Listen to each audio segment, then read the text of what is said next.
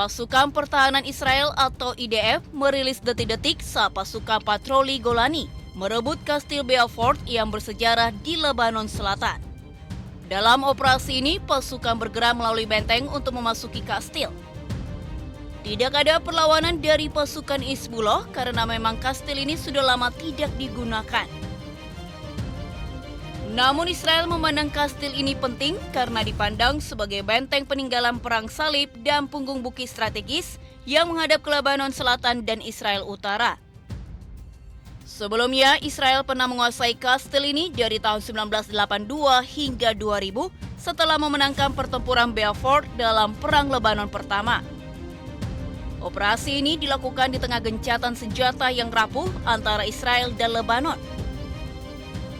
Negosiasi yang difasilitasi oleh Amerika Serikat pun jalan di tempat.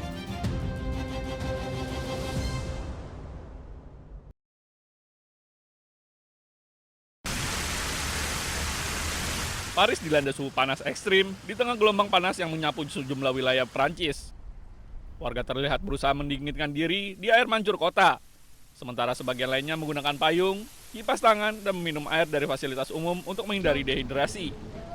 Cuaca panas yang memecahkan rekor ini juga berdampak fatal.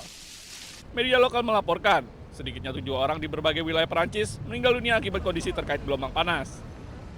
C'est les changements climatiques, je pense. C'est comme ça. Je suis à Paris depuis 1 an et c'est la première fois que je vais en telle chaleur.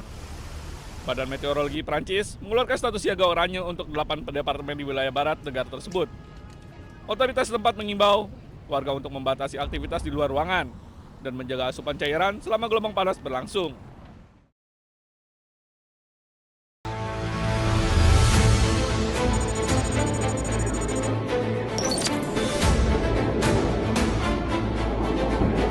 Tentara Hizbullah merilis sebuah video yang mereka sebut sebagai upaya heroik saat menghadapi militer Israel di wilayah Hadata, Lebanon Selatan.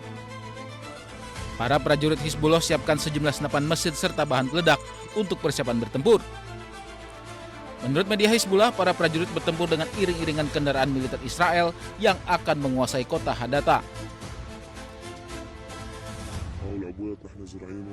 Hizbullah juga menggunakan jebakan berdaya ledak tinggi untuk mengadang konvoi militer Israel. Hizbullah juga mengklaim sebelumnya Israel telah 3 kali gagal menguasai wilayah Hadata. Israel bahkan juga sempat melancarkan serangan udara di kawasan Hadata pada 20 Mei lalu karena mereka putus asa selalu gagal. Militer Israel sendiri tidak berkomentar terkait insiden ini.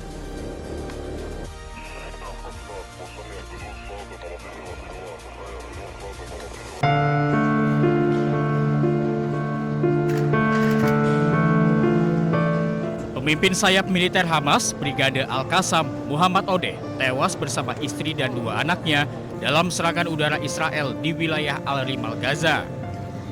Para pelayat melakukan prosesi pemakaman di mana jenazah diselimuti bendera Hamas.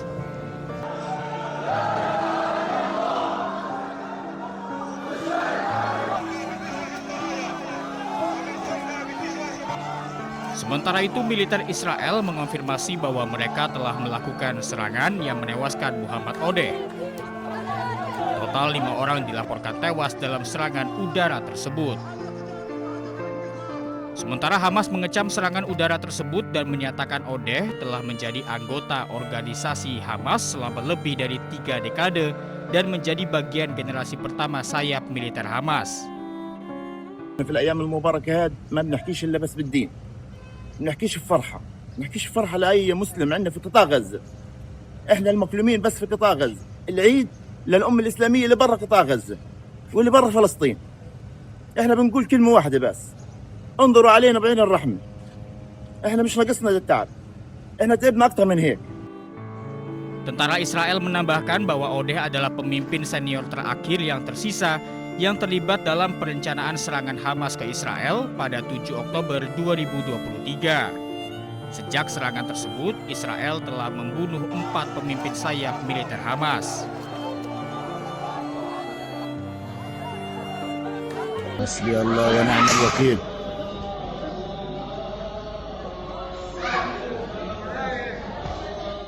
Seorang wanita muda asal Palestina ditangkap oleh pasukan militer Israel di area Masjid Al-Aqsa, Palestina. Belasan pasukan Israel terlihat berjalan sambil membawa paksa wanita Palestina yang ditahan tersebut. Sebelum penahanan, pasukan Israel dilaporkan sempat menyerang wanita tersebut yang hingga kini belum diketahui identitasnya.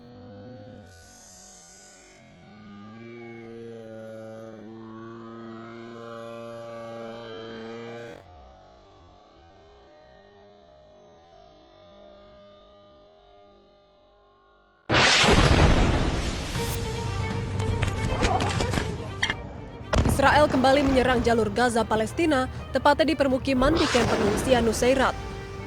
Serangan udara Israel menargetkan 2 blok perumahan di kamp tersebut.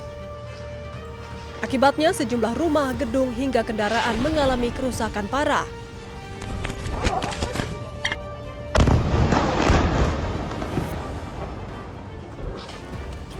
Puing-puing bangunan terlihat berserakan di area permukiman. Hingga kini belum ada informasi resmi terkait adanya korban jiwa maupun luka-luka.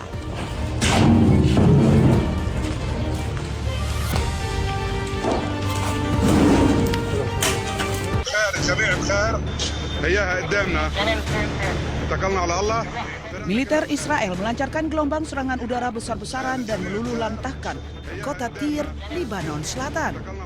Serangan intensif ini terjadi di tengah kesepakatan perpanjangan gencatan senjata selama 45 hari yang sempat diumumkan pada pertengahan Mei lalu. Serangan udara ini menghantam sebuah rumah sakit Hiram Hospital di Tyre. Ledakan tersebut melukai sedikitnya 13 staf medis dan menyebabkan kerusakan parah pada fasilitas rumah sakit. Kementerian Kesehatan Lebanon melaporkan belasan warga sipil tewas dalam serangan ini, termasuk perempuan, anak-anak, serta petugas medis. Militer Israel (IDF) mengeluarkan perintah pengusiran paksa bagi penduduk lokal agar segera mengosongkan kota dan bergerak ke utara Sungai Zahrani. Dilaporkan hampir 80% warga Tyre kini telah mengungsi meninggalkan rumah mereka yang berubah menjadi puing-puing. Serangan di Tyre ini beriringan dengan operasi darat militer terbesar Israel sejak pecah perang Libanon-Israel. Eskalasi berdarah di Tyre dan Lebanon Selatan ini memicu kecaman keras dari dunia internasional karena dinilai melanggar hukum kemanusiaan internasional terkait perlindungan fasilitas medis dan warga sipil.